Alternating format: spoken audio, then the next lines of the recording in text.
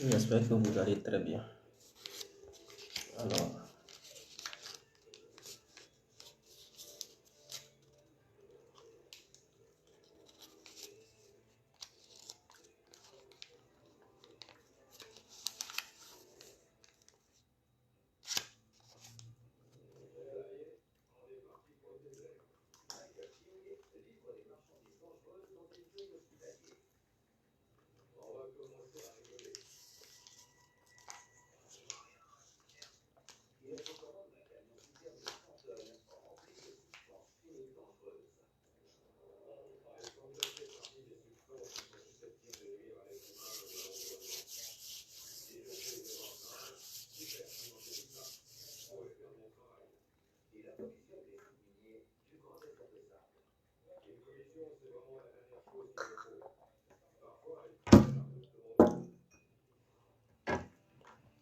alors, j'espère que vous allez très bien. Partagez le direct. Partagez le direct et abonnez-vous sur Info Afrique. C'est très important. Abonnez-vous, on va quitter ici. Invitez vos amis. Ce n'est pas pour durer, mais c'est pour vous informer. C'est très important. L'incontournable. Ça fait quand même un bail, on n'a pas encore échangé. Partagez le direct, mes frères et sœurs. Partagez-le, invitez vos amis. Invitez-les. Dites-leur de venir. On va se laisser. Dites à vos amis, vos connaissances, vos copains, vos familles, de se mettre en ligne. On va se laisser, c'est très important.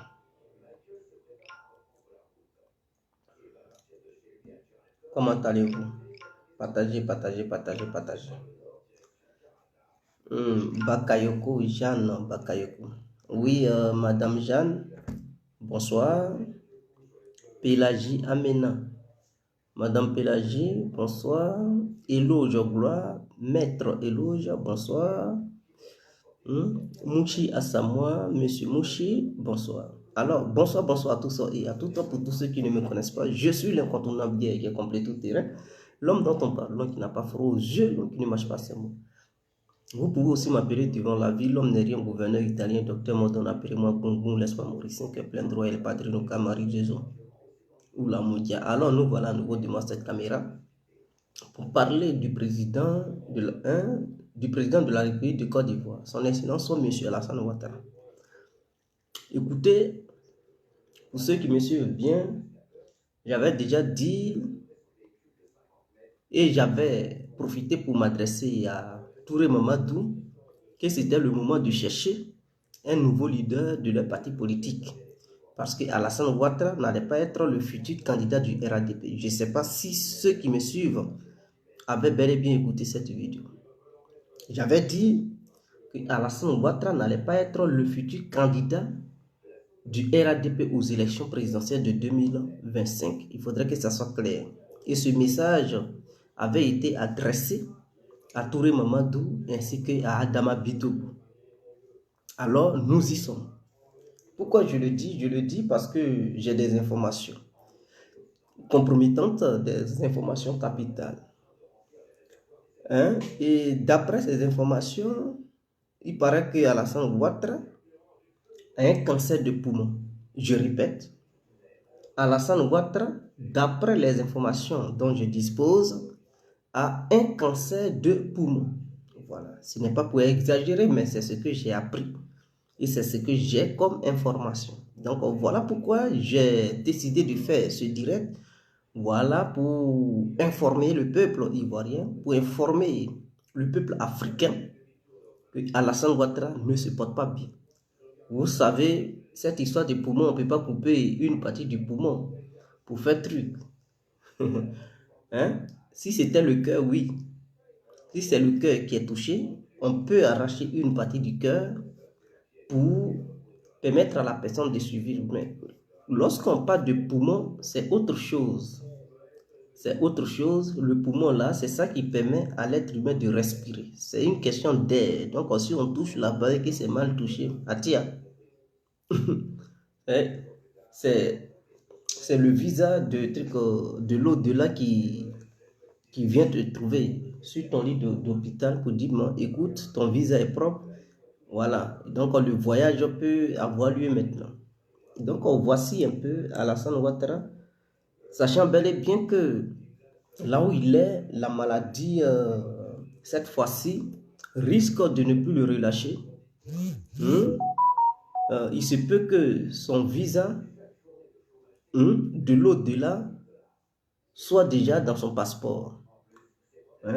Son passeport du voyage sans retour. Alors son petit frère Tiene Brahima prépare déjà le terrain. Parce que je vous avais dit dans le passé que cette histoire de vice-président qui n'était pas connue aux yeux du peuple ivoirien et que Alassane Ouattara refusait de nommer un vice-président, ou il refuse toujours de faire connaître le nom du vice-président au peuple ivoirien, c'est pour ne pas provoquer un tollé. Sinon qu'en réalité, le vice-président, c'est bel et bien Tiene Brahima. Ne cherchez pas midi à 14h. Tiene Brahima est le vice-président de la Côte d'Ivoire. Donc, ce qui veut dire, après Alassane Ouattara, vient Tiene Brahima.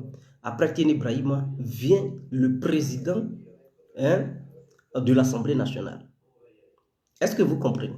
Voilà, parce que Ouattara n'avait pas prévu de permettre à quelqu'un d'autre de le succéder au cas où un problème survenait à son niveau.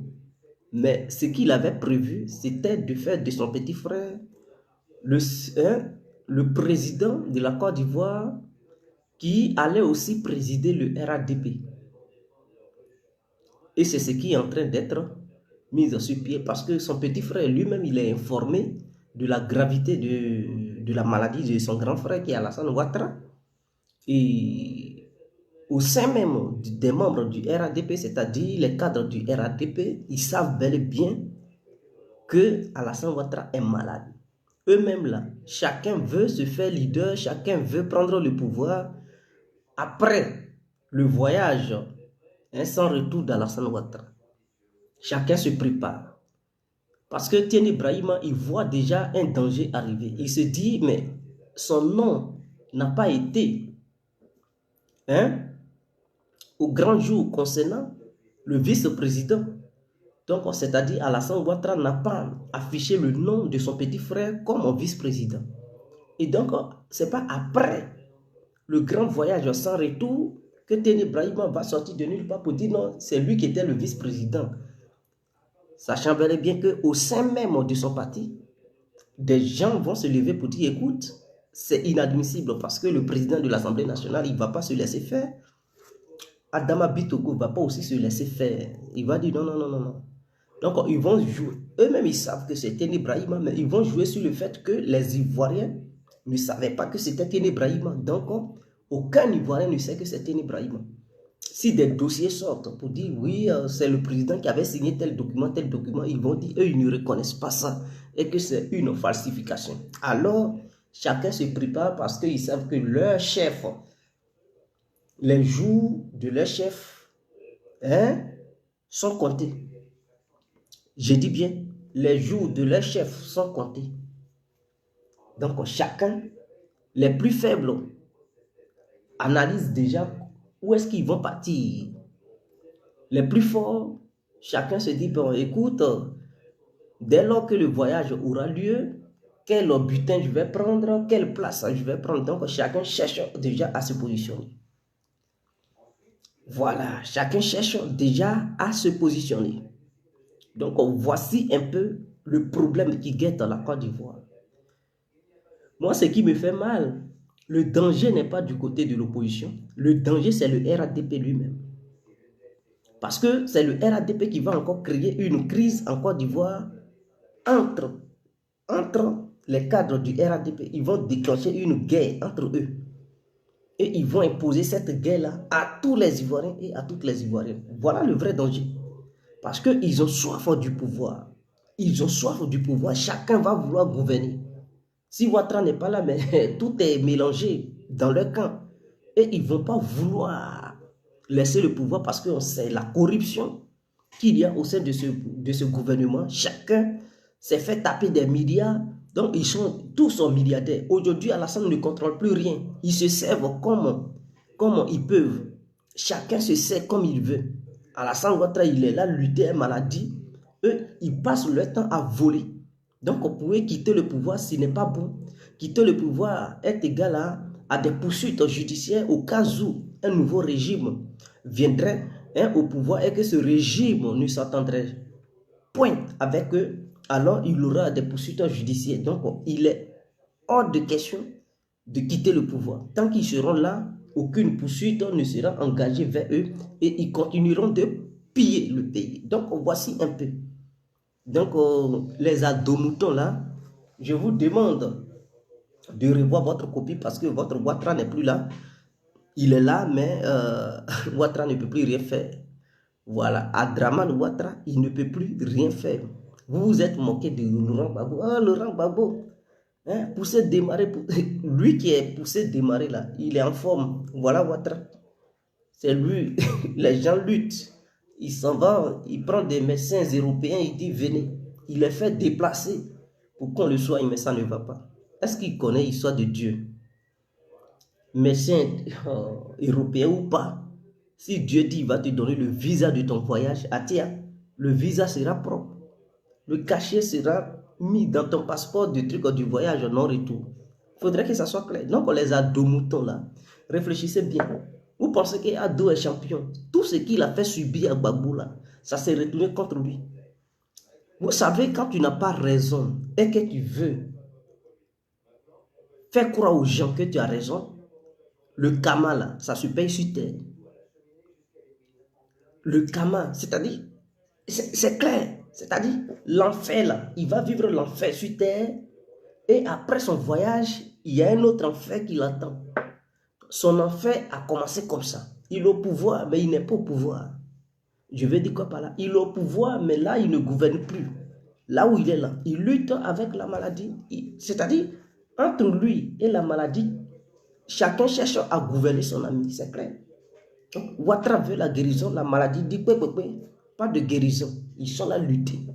Avec tous ces milliards là, il va faire comment? Tous ces milliards là, les médecins quittent de partout pour venir à son secours. Mais il n'y a aucune solution.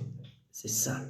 C'est ça la vie. Quand tu te crois fort et que tu fais du mal aux autres, en retour, c'est comme ça Dieu te montre que tu n'es rien. C'est une leçon de vie. Hein. Dieu est en train de montrer à Abdraman Ouattara qu'il n'est rien.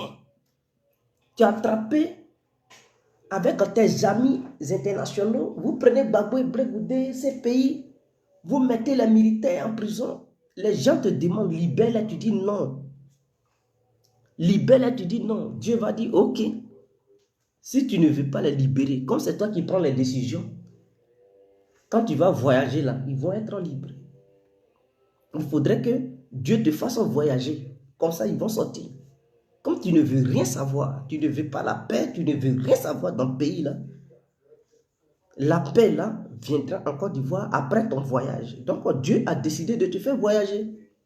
Une fois ton voyage effectué, la paix reviendra en Côte d'Ivoire. Et les ados-moutons qui avaient la grande gueule, on ne pouvait plus les toucher dans le pays là. On ne peut plus rien faire, c'est-à-dire ils n'ont pas raison, mais ils s'opposent, ils s'imposent. Hein? Ils coupent peut-être des gens, on ne peut rien leur faire. Et ils sont là. Changer. Parce que lui sur qui vous comptez, le voilà, il est en train d'agoniser. Le voilà, il n'est rien. Il est en train de souffrir. Ça ne va plus chez lui. En ce moment-là, Fata, elle cherche un autre mec. Hein, qui est Gaou. Fata est en train de chercher un autre Mongo. Elle sait que Alassane Ouattara ne peut plus. Non. 2025. Ne peut pas trouver. Il ne peut pas être là jusqu'en 2025. C'est impossible. Je dis, Alassane Ouattara, là, il ne peut pas rester dans ces conditions jusqu'en 2025. Même jusqu'à fin 2021, il ne peut pas. C'est un fait. Je ne souhaite pas son voyage sans retour, mais c'est un fait. Les informations dont je dispose, d'ici fin 2021, Atia, le RADP sera en deuil.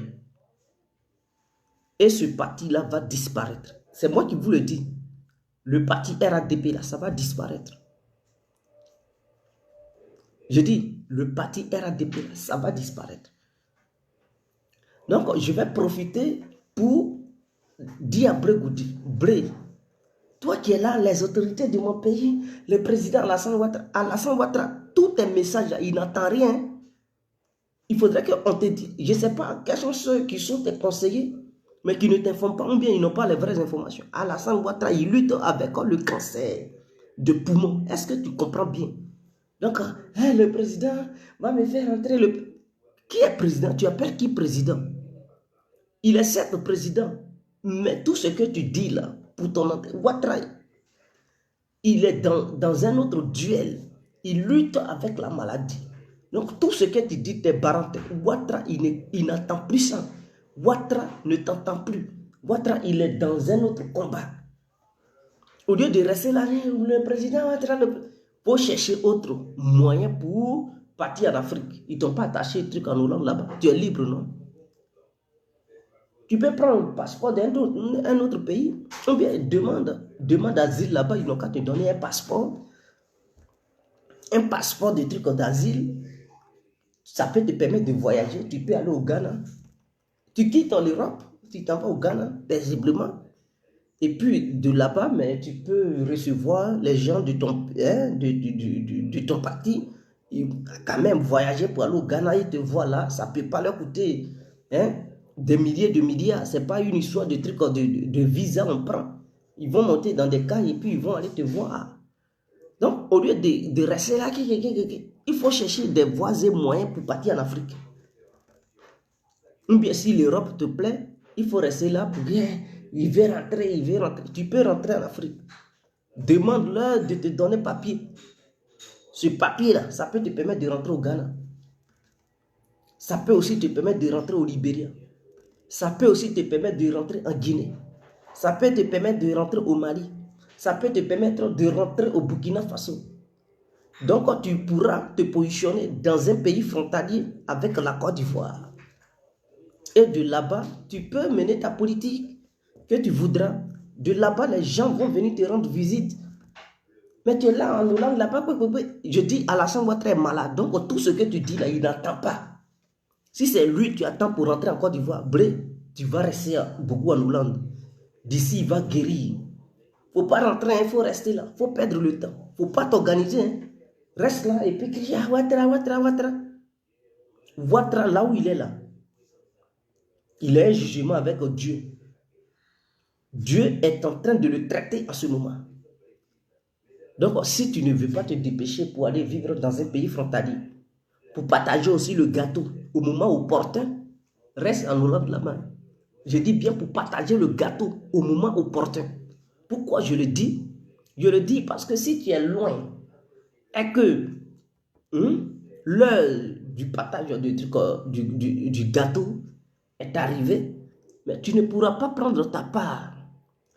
Je le dis parce que si Ouattara, Dieu lui donne son visa et qu'il emprunte le chemin de non-retour, ceux qui vont venir là, ils vont pas accepter ton retour. Hein. En fait, ça va encore s'empirer. Ils ne vont pas accepter ton retour. Et même, ça va être encore pire. C'est-à-dire, parce qu'ils vont te voir comme un concurrent. Ils vont te voir comme un danger. Ils vont dire, eux là, ce n'est plus truc. Ils vont vouloir t'éliminer. Est-ce que tu comprends? Ils vont vouloir t'éliminer. Donc, il ne faut pas attendre une histoire d'autorité, non. Les autres sont rentrés quand Ouattara était encore bien portant. Quand Ouattara n'avait pas encore découvert son problème de cancer de poumon. Quand Ouattara pouvait encore parler, c'est là qu'ils sont rentrés. Mais toi, au moment où tu veux rentrer là, ça ne va plus chez Ouattara. Tu fais comment? Tu vas encore attendre un Ouattara malade qui est couché.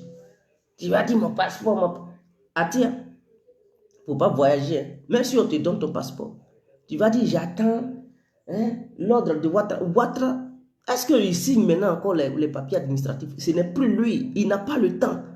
Là où il est là, Ouattara, il a autre bataille à mener. La bataille de la maladie, la bataille de la mort. Il mène cette bataille. Et toi, tu attends à ce qu'il signe des papiers pour que toi, tu rentres. Ah, Blé, qui t'informe? Tu n'as même pas de service de renseignement au pays là-bas. Tu ne collabores pas avec des gens qui sont... C'est-à-dire, quand on dit un politicien, je vais te dire quelque chose. Parce que je ne sais pas quelle équipe tu as autour de toi. Mais un vrai politicien qui se trouve dans l'opposition, il doit avoir des éléments, même si ces éléments ne sont pas tes potes, mais certains éléments avec qui tu t'attends, qui sont au sein du gouvernement, qui doivent être tes oreilles. C'est-à-dire tout ce qui se passe, ils doivent te tenir informé. Ils doivent te tenir au courant. Donc, si jamais il y a un coup foireux et merdeux qui se prépare contre ta personne, tu es déjà prévenu d'avance. Donc, tu es déjà au courant que ceux-là, voici leurs décisions qu'ils ont prises hier, voici ce qu'ils comptent faire. Tu prends tes dispositions pour ne pas être surpris. Mais vous, opposants de Côte d'Ivoire, vous ne le faites pas. Et vous êtes surpris toujours des actions de celui qui est au pouvoir. Parce que vous pensez, il faut avoir le contre-espionnage. Parce que celui qui est au pouvoir, là, il vous surveille. Même au blé, là où tu es, là. Ceux qui sont autour de toi, là, il y a des infiltrés de trucs au Dramane Ouattara qui font le rapport, c'est-à-dire tout ce que vous décidez dans le secret. Beaucoup parmi tes amis, là, ils informent le gouvernement ivoirien. Les gens à qui tu fais confiance, hein, ils informent le gouvernement ivoirien. Donc là où tu es aujourd'hui, imaginons que une idée négative se passait dans ta tête pour dire ah, on va faire coup d'État, ceci, cela. Tout de suite, le régime ivoirien va être informé et ils vont te lancer un mandat d'arrêt. Et tu vas être surpris pour dire mais comment ils savent? Oui, ils savent parce que autour de toi, il y a tes gars, tes propres gars que tu dis ce sont des dieux là. Parmi eux là, d'autres sont les oreilles du régime Ouattara. Et donc toi aussi, il faudrait qu'au sein du gouvernement du Dramane Ouattara, il faudrait aussi que tu aies des oreilles là-bas. C'est comme ça le contre-espionnage. Il t'espionne, mais quelqu'un qui t'espionne, toi ici, il faut l'espionner. Tu ne peux pas laisser quelqu'un rentrer dans tes 5 mètres carrés, dans ta maison, écouter tout ce qui se passe là-dedans. Et toi, tu dis, bois sacré. Quel bois sacré? Fais attention, Blé. C'est comme ça, Soro Diom. Autour de lui, là, il y avait des infiltrés. Voilà pourquoi, à chaque coup qu'il voulait poser, le gouvernement ivoirien était déjà informé. Et lui-même, il ne savait pas. Or, c'est ceux avec qui il mangeait, ceux à qui il faisait confiance là. C'est ceux-là qui étaient les oreilles du gouvernement. En retour, là, lui, il avait qui au sein du gouvernement pour être les oreilles de Guillaume Soro? Il n'avait personne.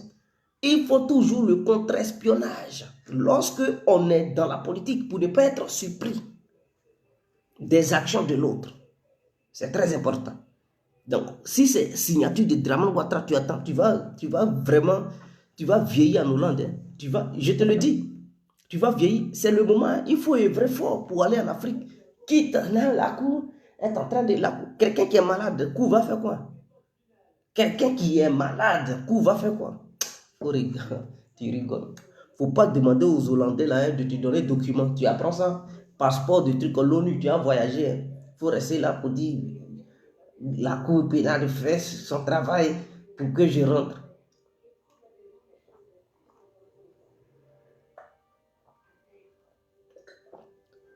C'est quel travail ils font et puis ça ne finit jamais. Donc voilà un peu les ados-moutons là. J'espère que vous avez bel et bien saisi mon message.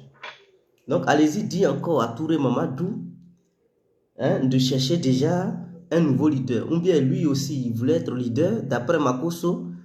Donc il n'a qu'à se préparer. Touré, c'est le moment. Ah. Il faut aussi te préparer, hein. Ou bien tu ne veux pas aussi être président. Il faut être président parce que ton papa, sur qui tu comptais pour dire non, il allait frapper le papa des membres du FPI. Quand je dis papa, je ne parle pas de son père biologique, mais il dit Ado. Ado est le papa. Que Ado, le papa Ado était fort. Que le papa des Gors, et que le papa avait frappé Gbagbo. Et il est bien en forme que Gbagbo. Et s'il va aux élections en 2025, il va encore gagner. Ah tiens, va chercher ton nouveau leader parce que Ouattara, là où il est là, si 2021 même fini, qu'il est toujours là, vraiment, c'est que Dieu a eu pitié de lui. Hein. Sinon, là, ah tiens, il se peut qu'il ne termine pas 2021. Donc, voici un peu, à vous de sélectionner un nouveau leader. Adama Bitogo, M. Bokian. Peut-être vous allez le choisir. Ou bien c'est Tieni Brahima, vous voulez. Ah tiens, lui, il est là, il regroupe déjà des armes. Hein. Il se prépare. Hein. Parce qu'il sait qu'il va s'autoproclamer président. Il connaît déjà les dossiers de son frère. Il sait qu'il va pas guérir. Donc, lui, Tieni Brahima, il n'est pas prêt à laisser le pouvoir. Non, avec tout ce qu'il a fait, il n'est même pas prêt. Non, lui, il veut s'accaparer du pouvoir. Donc, il se prépare. Au cas où il y a des militaires qui ne veulent pas se soumettre, qui veulent aller contre lui, sa décision, Tieni Brahima, il a déjà ses bons petits. Il va leur donner des armes pour dire, écoutez, hein, régler le problème de ces militaires ou de ces gendarmes qui ne veulent pas se soumettre. Matez-moi-les et donnez-moi le pouvoir. Et voilà, c'est ce que Tieni Brahima il prépare. Donc, pour ceux qui ne sont pas informés, à vous de voir. Donc, Blé, quitte dans tes conneries là, organise-toi.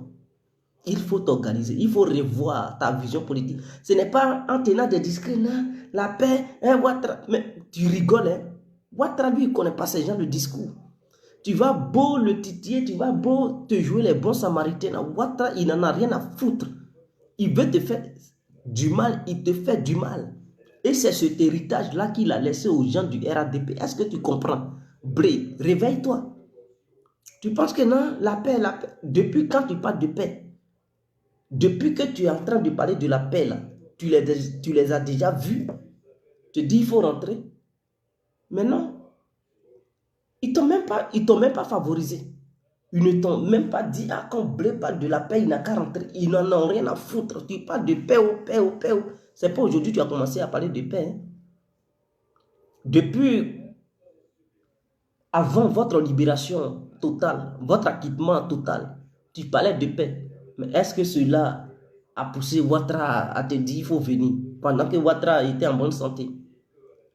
Il n'en a rien à foutre de ton histoire de paix. Ouattara, lui, il ne connaît pas ça. Paix ou pas. Ouattara, il a une seule vision. Te mettre hors d'état de nuit, t'éliminer, c'est tout. Donc, à toi de revoir ta copie. Ou bien, aux yeux de la communauté internationale, tu veux te jouer les trucs, les beaux gars. Non, je suis homme de paix. C'est pas ça. Toi-même, tu connais le peuple ivoirien. Le peuple ivoirien, c'est un peuple qui a le sang chaud. C'est un peuple qui aime les mouvements. Donc, si tu te mets dans une posture, paix, et tu vas perdre ta popularité. Tu étais populaire en Côte d'Ivoire parce que tu aimais le terrain. Tu étais populaire en Côte d'Ivoire parce que tu étais quelqu'un qui galvanisait les gens. Tu étais quelqu'un qui tenait des discours. Tu étais quelqu'un qui prenait position. Mais ta posture a changé. La CPI t'a changé. Tu ne seras plus populaire comme tu l'étais avant. Parce que tes discours que tu tiens là, les Ivoiriens ne reconnaissent pas ça. Ils veulent un homme du terrain. Tu as vu un peu le modèle d'Arafat. De la manière Arafat était, il cachait. Voilà, ce sont ces gens de personnes que le peuple ivoirien aime. Tu fais ça. Je ne t'ai pas demandé de clasher. Mais il faut faire des sorties. Il faut être, c'est-à-dire, il faudrait que tu sois clair dans ta lutte. C'est vrai, non, paix. Ceux qui sont en face là, ils n'en ont rien à foutre de la paix. Paix ou pas, ce n'est pas leur problème. Voilà Bédié et Gbagbo qui œuvrent pour la paix. Eux là, ils n'en ont rien à foutre de la paix. Tout ce qu'ils veulent, c'est le pouvoir et le pillage du pays. Est-ce que tu comprends? À toi de dénoncer, mais tu ne veux pas dénoncer, tu es là. Quand tu es comme ça, là, le peuple pense que tu es un vendu et que ce n'est pas la peine de t'accorder sa confiance. Parce qu'il y a un Bré Goudé qui ne peut plus parler, qui est là moins. On dit c'est un Bré qui est vendu parce que c'est pas comme ça on le connaît. On n'a pas connu Bré comme ça. C'est quelqu'un qui prenait des positions. Prendre position ne veut pas dire tuer. Donc si c'est ça qui te fait peur, pour dire, il ne faut pas, ils vont me dire, il y a commis des... On ne t'a pas dit, il faut donner des mots d'ordre aux gens pour aller faire n'importe quoi. On ne t'a pas demandé de dire aux gens d'aller massacrer d'autres personnes. Non. Mais il faut être clair, comme les Badakani. Il faut être clair sur tes positions. Tu veux faire quoi du peuple ivoirien? Quand on te demande, non, la paix, la paix. Il faut avoir un programme, dis aux Ivoiriens. Qu'est-ce que tu veux faire avec les Ivoiriens? Où est-ce que tu veux amener les Ivoiriens? Quelle lutte tu veux mener? Et puis tu dis la paix, c'est pas ça. On a trop attendu cette histoire de paix, paix, paix. On ne peut pas s'attarder sur ça. On ne peut pas rester sur cette histoire de paix, paix, paix. Tu veux faire quoi du peuple ivoirien? Tu veux faire quoi de la Côte d'Ivoire? Quelle est la vision du COGEP? Toi et tes amis, là, vous avez quelle vision? Ce n'est pas la peine de berner les gens ici. Paix, paix, paix. Ils vont vous suivre. Une fois au pouvoir, vous allez encore vendre le pays. Vous allez coopérer avec les France-Africains. On a trop vu ça ici. Donc, il faudrait que dès le départ, vous soyez clair. Parce que tu as changé. Le Bré qui était dans des positions tranchées, ce n'est plus le même. Ce Bré Goudé qu'on voit là, il est mou. Il est devenu mou. Donc, ce qui veut dire, même si tu t'es assagi, ça veut dire que ton comportement a changé. Donc, ta vision envers la France-Afrique, ça a aussi changé. Alors, quelle autre vision tu as en toi? Il faut être clair. Parce que si tu es vendu, mais écoute, on va déclassifier, on va déclasser tes dossiers, on va classer tes dossiers plutôt pour mettre ça dans un coffre fort et on passe à autre personne. Donc, il faudrait que tu sois clair. Au lieu de passer ton temps à demander pardon à Alassane, Alassane, il est malade. Est-ce que tu comprends? Tes services de renseignement ne t'ont pas informé. Ils t'ont pas, ou bien tu n'as personne au sein du gouvernement qui t'a informé. Bon, moi, complet, je t'informe qu'Alassane Ouattara, il est malade. Donc, cette histoire de tu attends Alassane, la décision de Ouattara, là, cette décision de cadavre, tu vas attendre.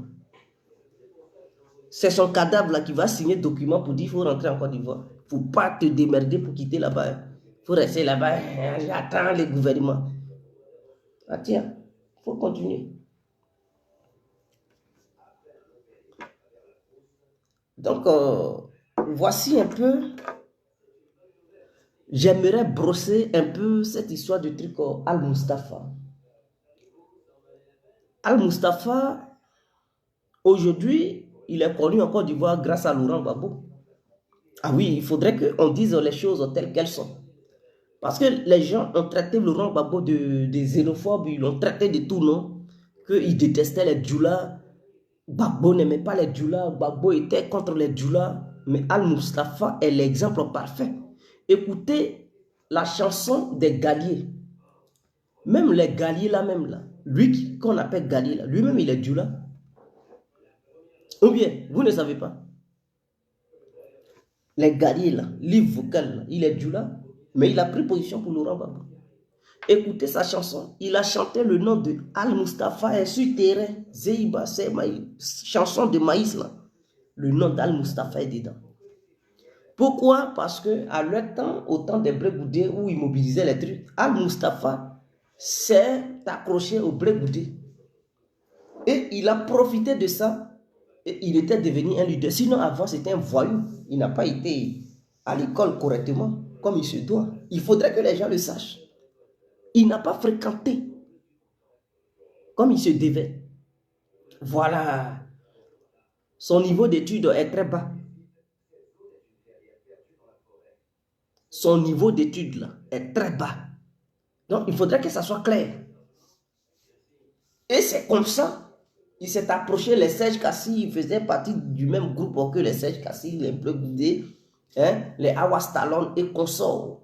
Et il était devenu un leader au sein de la jeunesse ivoirienne. Les gens commençaient à chanter son nom.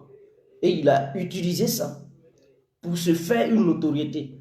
Il s'est lancé dans le show business. Est-ce que vous comprenez? Il s'est lancé dans le show business parce qu'il utilisait ça pour faire beaucoup de choses. En dehors de ça, il gagnait l'argent de la politique, la corruption et tout ça. Mais personne ne le pourchassait. Personne ne lui faisait quoi que ce soit. Parce que si on l'arrêtait, ils vont dire, oh, on arrête les gens du Nord. Pour éviter des trucs, parce que c'est ça qui a tué Laurent Gbagbo en fait. C'est ça qui a fragilisé le régime de Laurent Gbagbo. C'est-à-dire, quand il est venu au pouvoir, ce n'est pas tous les nordistes, hein. Quelques-uns. Quand il fait, on dit, oh, il est contre les Dioula, il est contre ça. Donc, du coup, ceux qui étaient du Nord, s'ils commettaient des bêtises, ils ne pouvaient plus les arrêter parce que les arrêter est égal à, oh, il fait une sélection ethnique, il met les Dioula en prison et ça nuisait truc, son image. Ça nuisait plutôt son image. Et ce n'était pas bien. Donc, il était obligé de les laisser faire tout ce qu'ils avaient envie de faire. Même jusqu'à dans Rébellion, ils ont braqué des banques, il les a graciés pour ne pas qu'on dise qu'il a mis d'autres en prison parce qu'il n'est pas du Nord. C'est ça là qu'il a tué. Or, Alassane Ouattara, lui, il s'en fout. Hein. Tu es du Nord, tu es du Sud, de l'Ouest. Lui, il met tout le monde en prison. Il tape partout. Mais Laurent Gbagbo ne pouvait pas taper partout parce que les gens lui faisaient ces reproches-là. Donc, il était bloqué dans son élan de trucs de justice. Et des gens ont profité pour faire n'importe quoi. Al-Mustafa a fait n'importe quoi. Al-Mustafa, il était un vendeur de trucs, de bancs avec Ahmed Bakayoko. Qu'est-ce qu'ils n'ont pas fait? Dans cette histoire de deal, il était impliqué. Et c'est de ça qu'il profitait pour coucher avec les femmes des gens. Parce qu'il se disait qu'il avait l'argent. C'est des gens qui vendaient la poudre blanche avec les Ahmed Bakayoko. Donc, c'était des milliers et des milliers de francs CFA. Je dis des millions et des millions de francs CFA qui tombaient. Il est maintenant milliardaire parce que c'était des milliards qu'il gagnait dans cette histoire de trafic international. Et comme Ahmed Bakayoko était ministre de la Défense, hein, et Premier ministre, ça couvrait tout. Il protégeait tout. Donc Al-Mustafa, c'était les dieux du pays. Personne ne pouvait le toucher parce que c'est son vieux Mongo qui était Ahmed Bakayoko. Il gérait l'armée de Côte d'Ivoire. Si tu as un problème avec lui, il suffit qu'il appelle son vieux père et puis il dit, hey, si tu ne le laisses pas demain là, tu es radié de ton poste. Tu dis, ah, vieux père Al-Mustafa, il faut partir.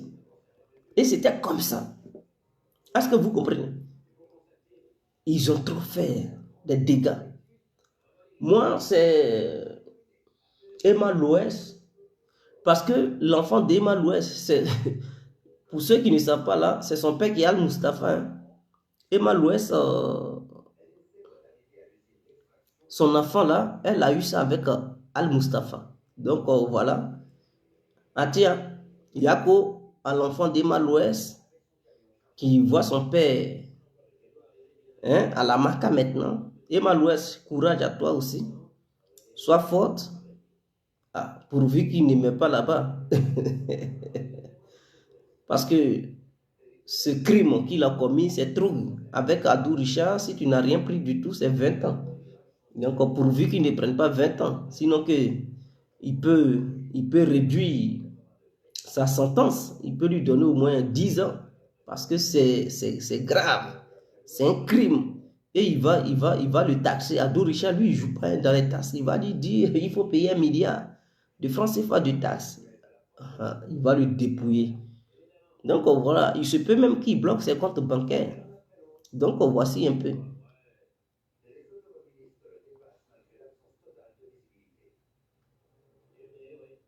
Donc voilà, il est en prison. on dit il a commis des crimes. Hein? Il a volé et tout. Et puis il dit non, Ouattara a bien construit le pays. Il pense qu'en faisant ça, ils vont dire ah, il est pro Ouattara, donc on ne le mettait pas en prison. Toi, tu connais mal Ouattara.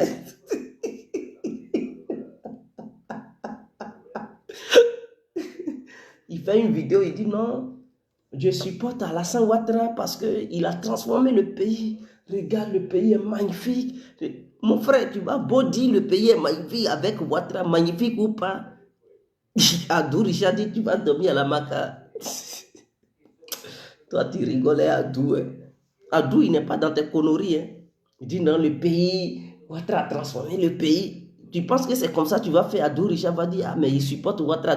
Écoute, avec Adou Richard, quand, quand tu es dans son viseur, tu vas beau faire les éloges de Ouattara, lui il s'en fout. C'est la marque seulement, lui il voit. Donc, Ouattara est bien où il n'est pas bien où il a construit, il n'a pas construit. Adou Richard dit, bâtiment A ou bien bâtiment C, là, tu as dormi là-bas. C'est là-bas désormais ta chambre. Puis tu dis, transformer, transformer. On dit, Ouattara, lui, t'es maladie. Adou Richard, lui, t'es toi ici. Il dit, je sais qu'ils vont m'arrêter. Ah, tu sais qu'ils vont t'arrêter. Donc, quand tu reconnais les faits qui te sont reprochés. Hein? Tu reconnais les faits. Tu reconnais les faits.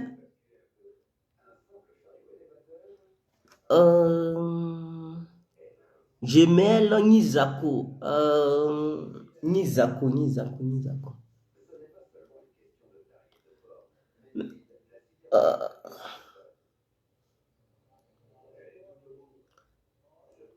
On dirait, ce nom-là me dit quelque chose. Hein. Parce que j'ai ma tante dont ses enfants sont Nizako là. Bon. Peut-être vous êtes de même famille. Je ne sais pas. Mais bon. Bref.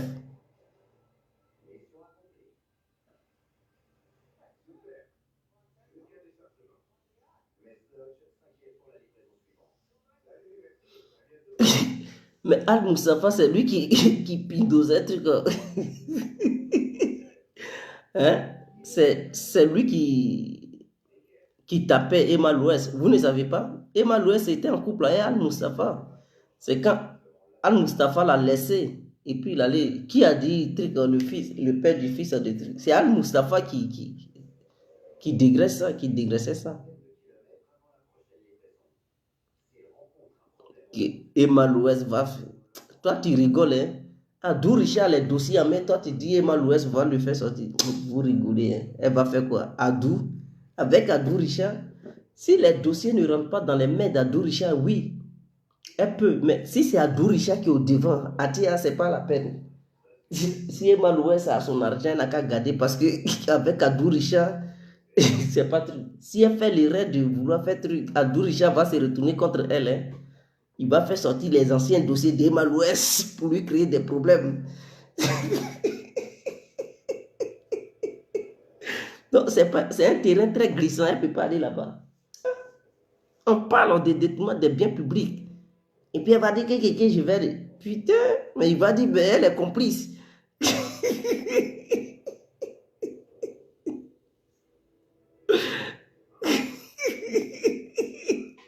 Il va dire, elle est complice. Que les millions qu'ils ont détournés, les milliards là. Il paraît qu'Al Moustapha, dans cette histoire de détournement, il a pris 100 millions. Hein. Lui, il tape fort. Il n'est pas avec d'autres sénateurs. Il a doublé les sénateurs. Donc, ils sont énervés. Ils ont porté plainte contre lui. Ils ont dit, Al Moustapha les a doublés. Un ancien brigand. Putain, à cause de trucs. Babo, tu as eu nom. Tu as profité de ça. Tu as fait truc. Maintenant, c'est avec le RADP tu veux jouer. Non, Ouattara construit Ouattara. Toi, tu penses, Ouattara construit ou pas? Adou Richard, lui, il ne connaît pas ça. Il dit, tu es un voleur, tu vas dormir à la maca, c'est clair. Ouattara ou pas, si tu veux, là, il faut faire un CD de trucs de 1000 minutes. Tu vas faire les éloges de Ouattara depuis son début, ça souffle. Écoute, Adou Richard, lui, n'en a rien à foutre. Il dit, c'est la maca, c'est clair. Il n'y a pas de débat. Même si tu veux, il faut chanter le nom de Ouattara en prison là-bas. Et puis n'oublie pas, hein, tu vois, les petits que tu as menacés avec Baka Vert, tout ça là, lors de la marche du 3e mandat de Draman. Ces petits-là, tu vas les trouver en prison là-bas. Oh, j'imagine. Putain, quand ils vont te reconnaître, ils vont dire, mais c'est pas Moustapha, c'est pas ceux-là qui nous maltraitaient, c'est pas ceux-là qui envoyaient le petit Baka Vert là. C'est pas lui-là qui a menacé les catholiques en Côte d'Ivoire. Al, ils vont te traiter hein, en prison là-bas. Ils vont te maltraiter. Ils vont traiter tes dossiers. Ils vont dire, voilà, ils vont te mater là-bas. Ah, il faut t'attendre à ça, hein, parce que tu n'auras pas ta chambre, toi seul. Hein. Ah, tu vas lutter. Tu sais, les petits là vont te manquer de respect et puis tu ne pourras rien faire. Si tu veux parler, ils vont te gifler là-bas. Ça, ça ne va nulle part. Ils vont enfler tes lèvres là.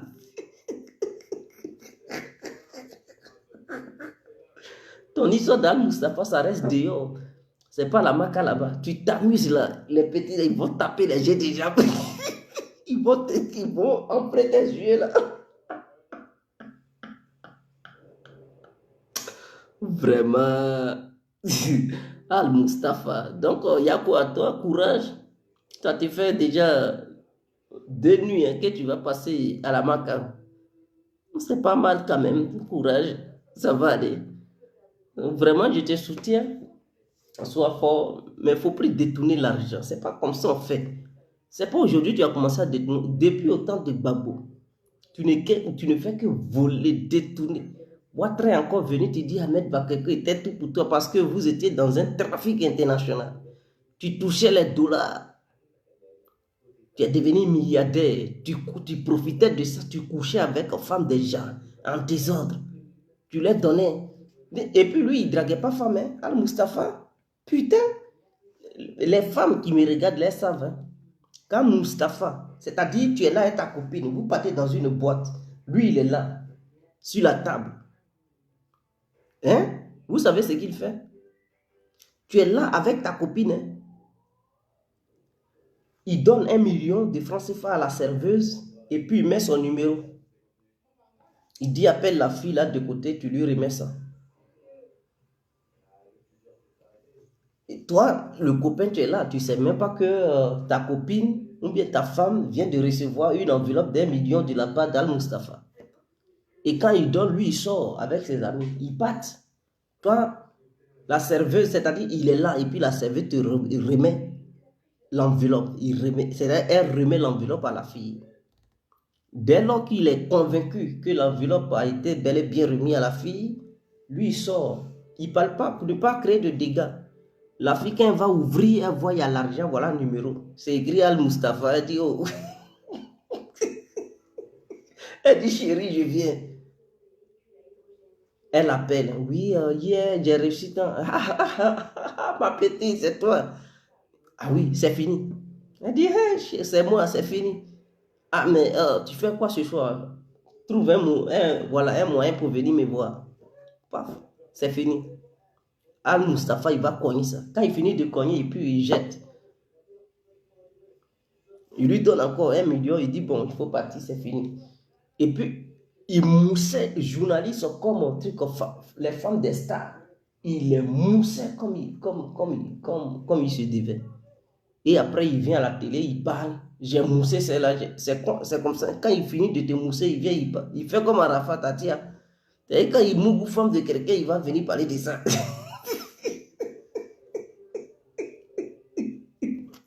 Donc, vraiment. Ah, Makoto et Moula, Atia, avec Adou Richard, ils n'ont qu'à bien faire parce que le jour, il va avoir des dossiers sur eux là. Lui, il va frapper fort. Makoso, ah, je t'aime beaucoup, mais il faut faire attention. Hein. Si tu étais dans quelque chose avec Ahmed Bakayoko, ah, dans ces temps-ci, il faut faire attention. Parce que Adou Richard, lui, il s'en fout. Hein. Que tu sois pasteur ou bien tu parles des sujets, hein, de tous les sujets sur Internet, tu es influenceur. Adou, il s'en fout. Oh, tu déconnes, il te met au nous, fait demander aux imams. Imam Akikiba, il a déconné, il a mis à la marque hein, vite fait. Ah, donc, faites attention. Ah tiens, donc c'était mes petits conseils. On est ensemble, vive la Côte d'Ivoire, vive le peuple ivoirien.